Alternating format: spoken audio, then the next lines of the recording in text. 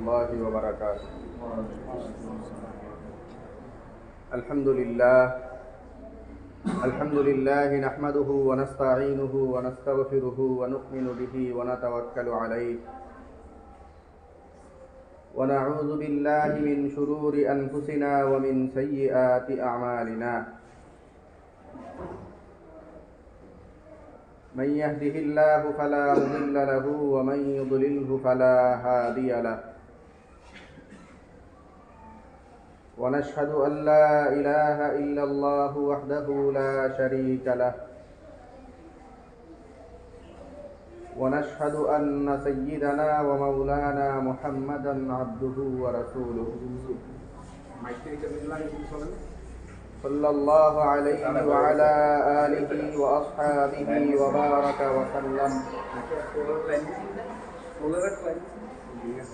أما بعد فأعوذ بالله من الشيطان الرجيم. بسم الله الرحمن الرحيم.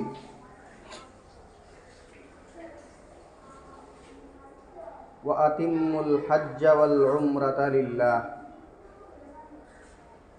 وقال الله سبحانه وتعالى: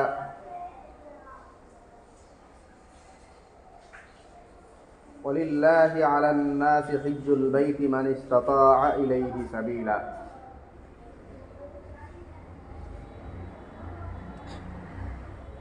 وقال رسول الله صلى الله عليه وسلم: الحج المبرور ليس له ثواب إلا الجنة.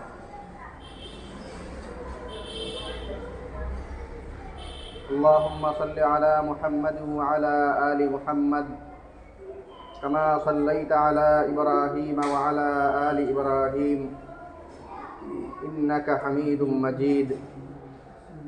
اللهم بارك على محمد وعلى آل محمد كما باركت على إبراهيم وعلى آل إبراهيم إنك حميد مجيد. سبحانك لا علم لنا إلا ما علمتنا إنك أنت العليم الحكيم.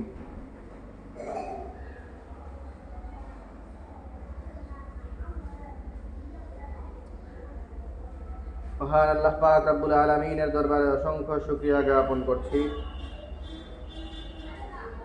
যিনি আমাদেরকে অন্যান্য জুমার নেই আজকেও জুমার নামাজ আদায়ের জন্য পবিত্র ঘর মসজিদে আসার তৌফিক দান করেছেন। আলহামদুলিল্লাহ। মুহতারাম হাজিরিন, আমরা হজের মৌসুম, হজ পালনের যে মাস, যেই সময়ে হজ করার উদ্দেশ্যে দূর দূরান্ত থেকে হাজী সাহেবগণ আল্লাহর ঘরের উদ্দেশ্যে রওনা করা শুরু করেছেন, রওনা করতেছেন, এমন সময়ে আমরা এখন অবস্থান করতেছি। হজ করার গুরুত্ব, হজ না করার কি অশুভ পরিণাম, এইসব বিষয়ে আমরা আলোচনা করতেছিলাম। এই ধারাবাহিকতায় হজ করার যে ফজিলত, হজের তাৎপর্য, এইসব বিষয় নিয়ে আপনাদের সামনে আমরা 2-4টা কথা বলবো। আল্লাহ পাক রব্বুল আলামিন আমাদের তৌফিক দান করুন।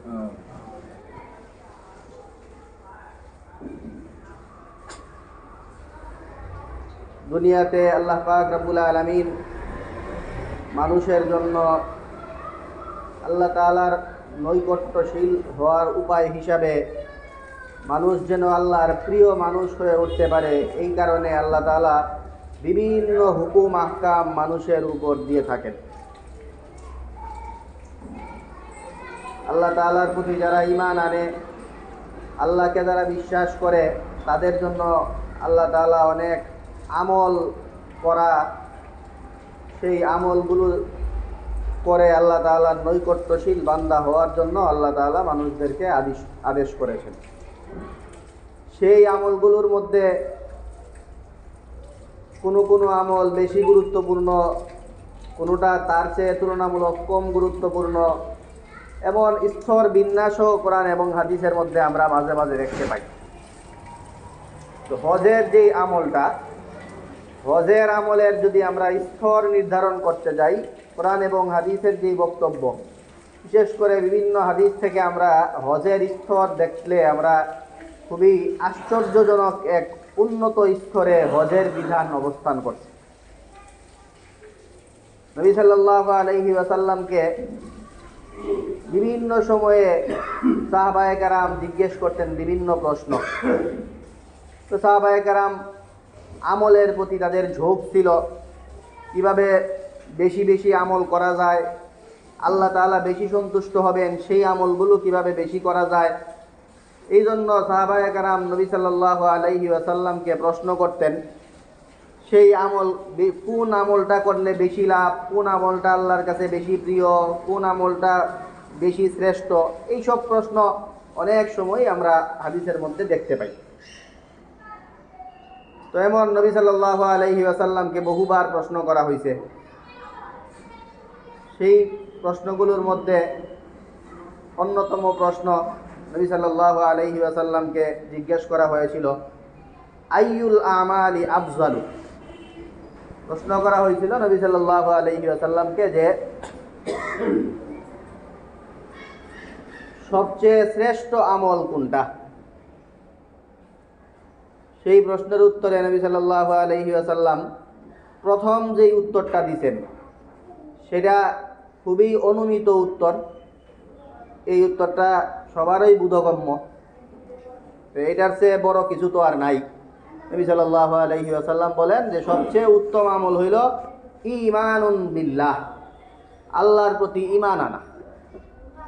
সবচেয়ে গুরুত্বপূর্ণ কাজ হলো মানুষের জীবনে যেটা, সেটা হলো আল্লাহর প্রতি ঈমান আনয়ন করা। এটা হলো সবার চেয়ে বেশি গুরুত্বপূর্ণ। তো ঈমান আনা সবচেয়ে বেশি গুরুত্বপূর্ণ, এটা খুবই বোধগম্য কথা, আমরা সবাই বুঝি, হ্যাঁ এটা তো সবার আগে থাকবেই। তো সাহাবায়ে কেরাম তো ঈমান নিয়েই আসছেন। ওনারা এই উত্তরের পরে আবার জিজ্ঞেস করলেন যে আচ্ছা এরপরে কোন আমলটা শ্রেষ্ঠ, এরপরে কোন আমল শ্রেষ্ঠ। সেই বিষয়ে নবী সাল্লাল্লাহু আলাইহি ওয়াসাল্লাম বলেন যে সুম্মাল জিহাদু ফি সাবিলিল্লাহ।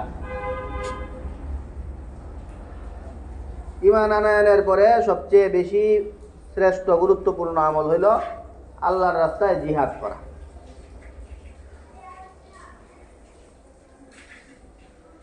আল্লাহর রাস্তায় জিহাদ করা, এটা দুনিয়াতে ঈমান ছিল এমন এক জিনিস, যেই জিনিস না থাকলে দুনিয়ার যত আমল আছে এই কোনোটারই কোনো মূল্য নাই। ঈমান ছাড়া কোনো আমলেরই কোনো মূল্য নাই। যত আমলই করুক, ঈমান ছাড়া যত ভালো কাজই যে কেউই করুক, এগুলোর আল্লাহর কাছে পরকালে 2 পয়সারও কোনো মূল্য নাই। এই জন্য ঈমান ছিল সবার আগে। আর জিহাদ এমন এক জিনিস, জিহাদ ছাড়া আমল করার পরিবেশ তৈরি করাই সম্ভব না। বিশেষ করে নবী সাল্লাল্লাহু আলাইহি ওয়াসাল্লামের সময়ে, আমাদের এই সময়েও আছে বিভিন্ন জায়গায়, আপনারা জানেন পৃথিবীর বিভিন্ন প্রান্ত, যেই জায়গাগুলোতে মুসলমানদেরকে নামাজ পড়তে দেওয়া হয় না, দাড়ি রাখতে দেওয়া হয় না। এখন ফিলিস্তিন, বিশেষ করে রাফা ইত্যাদি অঞ্চলগুলোতে মুসলমানরা মানবেতর জীবনযাপন করতেছে। এরা ঠিক মতো জীবন ধারণ করতে পারে না, ইবাদত বন্দেগী করার কোনো সুযোগ সেইভাবে পায় না। এবং ওই রাখাইনে, রোহিঙ্গা অঞ্চলেও একটা সময় এমন গেছে, ওইখানেও মানুষজনকে ইবাদত করতে দেওয়া হইতো না। তো এদের বিরুদ্ধে জিহাদ করা সেটা খুব গুরুত্বপূর্ণ একটা আমল, কারণ দুনিয়ার অনেক আমলই আছে যেগুলো গুরুত্বের বিচারে একটার চেয়ে একটা এগিয়ে, কোনোটা তুলনামূলক পিছিয়ে। কিন্তু যেই আমলের কথাই বলেন, জিহাদ ছাড়া সেই আমল করার পরিবেশ তৈরি করা সম্ভব না। এই কারণে নবী সাল্লাল্লাহু আলাইহি ওয়াসাল্লামকে প্রথমে যখন প্রশ্ন করা হয়েছে যে কোন আমলটা সবচেয়ে বেশি গুরুত্বপূর্ণ, তখন উনি বলতেন সবচেয়ে গুরুত্বপূর্ণ হলো ঈমান আনা, কারণ এটা না আনলে অন্যান্য আমলের কোনো মূল্য নাই। এরপরে যখন জিজ্ঞেস করা হয়েছে তারপরে কোন আমলটা বেশি শ্রেষ্ঠ, সেই সময়ে উনি উত্তর দিতেন যে এরপরে হলো আল্লাহর রাস্তায় জিহাদ করা।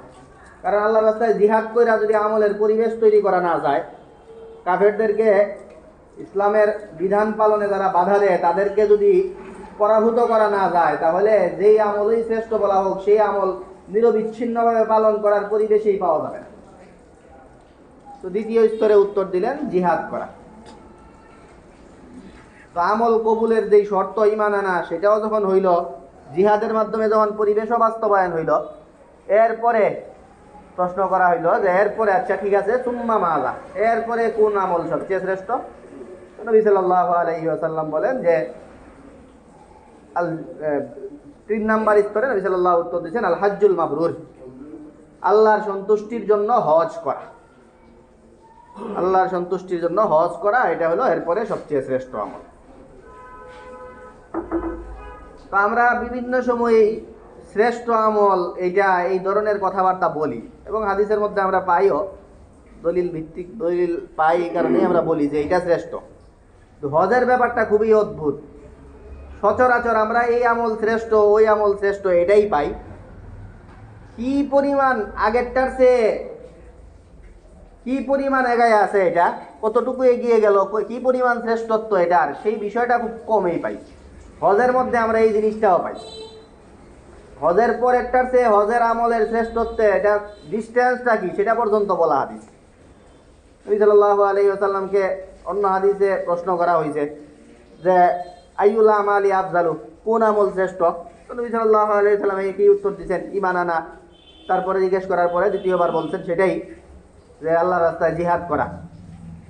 এরপরে তৃতীয়বার বলছেন যে আল হাজ্জুল মাবরুর, হজ পালন করা আল্লাহর সন্তুষ্টির জন্য, হাজি সাহেব ডাক না পাওয়ার জন্য, পাওয়ার লোভে না, অথবা এই মানুষ দেখানোর লোভে না, আল্লাহর সন্তুষ্টির জন্য হজ পালন করা, এটা হলো শ্রেষ্ঠ।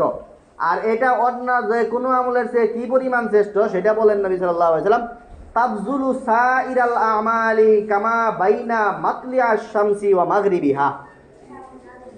এটা হজ পালন করাটা এটা এত বেশি শ্রেষ্ঠ অন্য আমলের চেয়ে, যেমন এটা অন্য আমলের চেয়ে শ্রেষ্ঠত্বের মানদণ্ডে এটা এত বেশি আগায় আছে।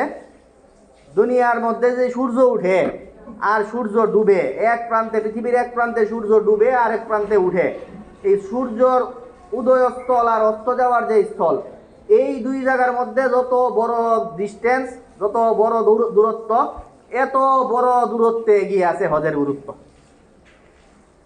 হজ এত বেশি শ্রেষ্ঠ অন্যান্য আমলের চেয়ে। এরপরেও হজের ব্যাপারে এত শ্রেষ্ঠ, হজ শ্রেষ্ঠ আমল, একদম দুনিয়ার এই মাথা থেকে ওই মাথা পর্যন্ত যত বড় দূরত্ব, সে তো এত দূরত্বে এত বেশি গুরুত্বপূর্ণ অন্যান্য আমলের চেয়ে। সেই কথা বলার পরেও একটা জিনিস আছে বাকি, সেটা হইল বারবারই আমরা হজরে এক জায়গায় পিছাইয়া যাইতে দেখছি, সেটা হইল জিহাদের কাছে। জিহাদ শ্রেষ্ঠ, দুইটা হাদিস বললাম, দুই জায়গাতেই আমরা দেখতে পাইছি হজের আগে শ্রেষ্ঠত্বের উত্তরে জিহাদের কথা আসছে। তো অন্য কিছু হাদিস আছে যেখানে জিহাদের ব্যাপার, জিহাদের সাথে যে হজ যে পিছাইয়া পড়ছিল সেই পিছানোটাকে অন্যান্য হাদিসে জিহাদের সাথে মিলাইয়া দেওয়া হয়েছে।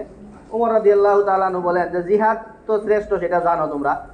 এখন জিহাদ আর হজ এই দুইটার মধ্যে বিভিন্ন হাদিস দেখলে আমরা দেখি যে জিহাদ আছে আগে, এরপরে আছে হজ।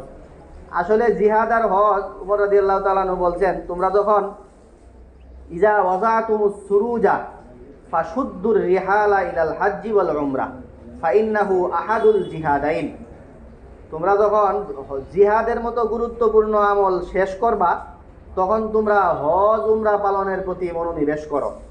কারণ হজ উমরা পালন করা, এই হজ পালন করা এটাও এক প্রকার জিহাদ করা। ওই তার মানে জিহাদের যে গুরুত্ব, সেই গুরুত্বের সাথে হজকে তুলনা করে দেওয়া হলো, যে হজ করা এটা এক প্রকার জিহাদই। তো জিহাদ খুব গুরুত্বপূর্ণ, এটা তো সবারই জানা আছে, এই কারণে জিহাদের সাথে এটার একদম মিলাইয়া দিলেন উনি। তো এটাও এক ধরনের জিহাদে, জিহাদে যেই পরিমাণ কষ্ট করতে হয়, এই হজ পালন করতে গেলে, ঠিক মতো হজের হক আদায় করতে গেলে এই পরিমাণ কষ্ট মানুষের হয়। তো এটাও এক প্রকার জিহাদই। এই কারণে হজের কাজ শেষ হইলে তোমরা এই খুব ভালো কিছু করে ফেলছো বইলা তোমরা ক্ষান্ত হয়ে যায় না। হজ পালন করার পরে জিহাদও ওরকমই গুরুত্বপূর্ণ। জিহাদ করার পরে হজ, যেটা হজ করার প্রতিও তোমরা মনোনিবেশ করো। প্রেক্ষাপট হিসাবে অনেক সময় হজকে জিহাদের চেয়ে উত্তম জিহাদ হিসাবে আখ্যা দেওয়া হয়েছে। প্রেক্ষাপট হিসাবে নারীদেরকে বলা হয়েছিল। আয়েশা রাদিয়াল্লাহু তাআলা আনহা, উনি নবী সাল্লাল্লাহু আলাইহি ওয়াসাল্লামকে ধরে ফেলছিলেন যে আপনি যা বলেন সব সময় আপনার কথাবার্তায় আমরা এটাই শুনি, সবচেয়ে শ্রেষ্ঠ আমল হইল জিহাদি। এখানে কোনো ডাউট নাই, নিশ্চিতভাবে আপনার কথা থেকে আমরা এটাই ধরতে পারি যে জিহাদই সবার আগে। তাইলে আপনি আমাদের এই নারীদেরকে পিছায় রাখেন কেন? আফালা নুজাহিদু নারাল জিহাদ আফজালাল আমালি আফালা নুজাহিদু।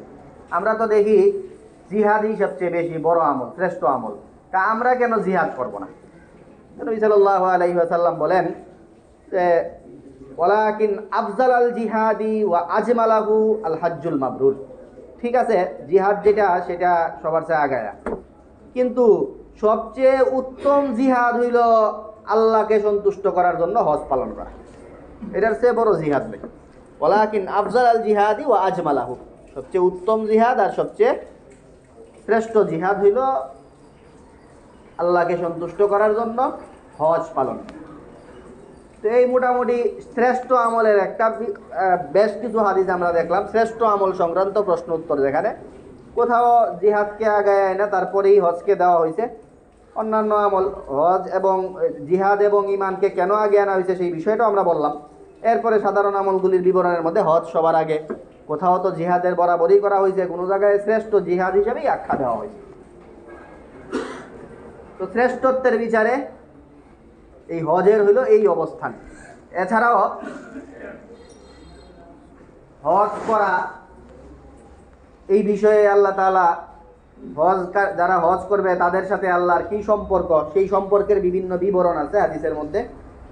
নবী সাল্লাল্লাহু আলাইহি ওয়াসাল্লাম বলেন সালাসাতুন ফি জিমানিল্লাহ। অনেকে একটু রাস্তাঘাটে বের হইলে বডিগার্ড নিয়ে বাইর হয়, কেউ বা একটু এই গোষ্ঠী টুষ্টি এটার একটা দলবল নিয়ে সাথে বের হয়, আর কেউ তো প্রশাসনিক সিকিউরিটি নিয়ে বাইর হয়। আমাদের এই র্যাবের সাবেক আইজিপি বেনজির আহমদ, এই লোকের ব্যাপারে কথা উঠছে, তারা কিচ্ছু করতে পারবে না। যে এটার দলিল হিসাবে মানুষজন বলতেছে যে তার আগের থেকেই এটা নির্ধারণ করা আছে, অবসরের পরেও তাকে পুলিশ পাহারায় রাখা হইব। তো বিভিন্ন কথা, পুলিশি পাহারায় রাখা, এই ক্রিটিক্যাল মুহূর্তেও পুলিশি পাহারা থাকায় তার তেমন কিছু হবে না, এই জিনিসটা মানুষ বোঝানোর চেষ্টা করতেছে। পাহারা থাকা, সিকিউরিটি থাকা কতটা গুরুত্বপূর্ণ। নবী সাল্লাল্লাহু আলাইহি ওয়াসাল্লাম বলেন আল্লাহ তাআলা সিকিউরিটি দেন তিনটা দলকে, বডিগার্ড, গোষ্ঠীর সিকিউরিটি, প্রশাসনিক সিকিউরিটি, এগুলোর চেয়ে উপরের সিকিউরিটি। আল্লাহর সিকিউরিটি পায় তিনটা দল। সালাসাতুন ফি জিমানিল্লাহ, তিনটা দল আছে যাদেরকে আল্লাহ তাআলা সিকিউরিটি দান করে। আপনারা যারা আছেন এখানে সবাই আছেন প্রথম দল যেটা আছে এটার মধ্যে। এক নাম্বার, রাজুলুন খারাজা ইলা মাসজিদিম মিন মাসাজিদিল্লাহ। ওই লোক যে আল্লাহ তাআলার কোনো মসজিদের দিকে বাইরেছে, আল্লাহর কোনো মসজিদের দিকে যাওয়ার জন্য যে রওনা দিছে, তারে আল্লাহ তাআলা সিকিউরিটি দান করে। দুই নাম্বার, ওই সেই আগের ব্যাপার সেবারই শ্রেষ্ঠত্বের বিচারে আমরা বারবার দেখছিলাম, এই জিহাদ আইসা পড়ে, এরপরে হজ আইসা পড়ে, এখানে একই কাহিনী। ওয়ারাজুলুন খারাজা গাজিয়ান ফি সাবিলিল্লাহ। দুই নাম্বার, ওই ব্যক্তি যে আল্লাহর রাস্তায় জিহাদ করতে বের হয়, তাকে আল্লাহ তাআলা সিকিউরিটি দান করে। তিন নাম্বার হইল ওয়ারাজুলুন খারাজা হাজ্জান। ওই ব্যক্তি যে হজ করার জন্য যায়, হজ করতে যে যায়, তাকে আল্লাহ তাআলা সিকিউরিটি দান করে। তো তিন ব্যক্তির আলাপ এখানে হইল সিকিউরিটি পায়। এর মধ্যে আমরা হজের হাজী সাহেবের কথা পাইলাম যারা হজ করতে যাচ্ছে।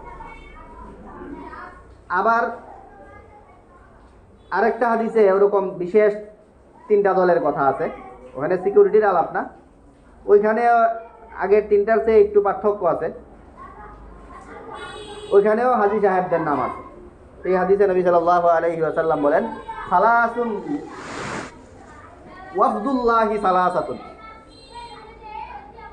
আল্লাহর বাহিনী, আল্লাহর মেহমান তিন দল।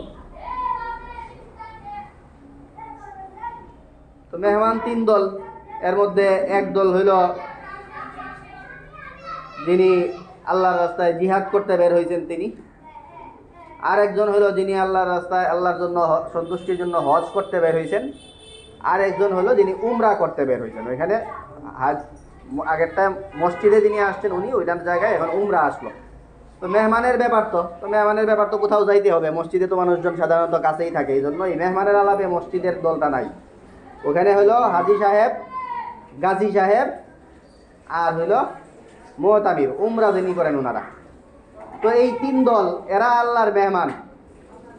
আল্লাহর মেহমান এই কথাটা তো আছেই, পাশাপাশি পরবর্তীতে খুবই চমৎকার একটা কথা বলা হয়েছে, খুবই লোভনীয় কথা। সেটা হলো যে আল্লাহ তাআলা ডাক দিছিলেন, হজ করতে আসো, আমার ঘরের জিয়ারতের জন্য আসো, উমরার জন্য আসো,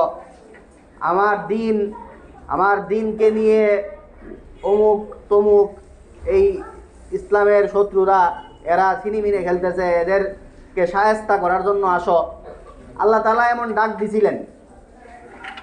তো হাদিসে এই কথাটা আছে যে দাআহুম ফাআজাবুহু, আল্লাহ তাআলা এদেরকে ডাক দিছেন আর এরা আল্লাহর ডাকে সাড়া দিছে। হজ করার জন্য আল্লাহ ডাক দিছেন, আল্লাহর ডাকে সাড়া দিছেন। উমরার জন্য উমরার ডাকে, জিহাদের জন্য আল্লাহ ডাক দিছেন, আল্লাহর ডাকে এরা সাড়া দিছেন। সাড়া দিয়েই তো আল্লাহর মেহমান। আল্লাহ এদেরকে ডাক দিছেন, আল্লাহর ডাকে এরা সাড়া দিছে। আর এখন আল্লাহরে এরা যেই কারণে ডাক দিবে, আল্লাহও এদের ডাকে সাড়া দিবে।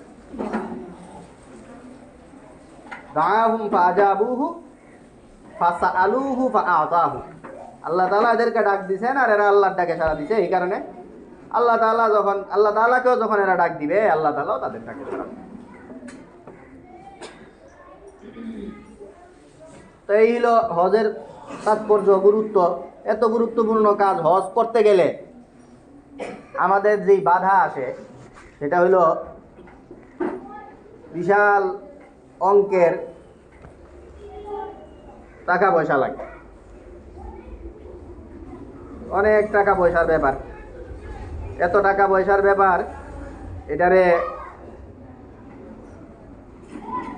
আমরা অনেকেই এই হজ করার পরে অর্থনৈতিকভাবে আর্থিক সংকটে পড়ে যাব, এই ধরনের আশঙ্কায় থাকি।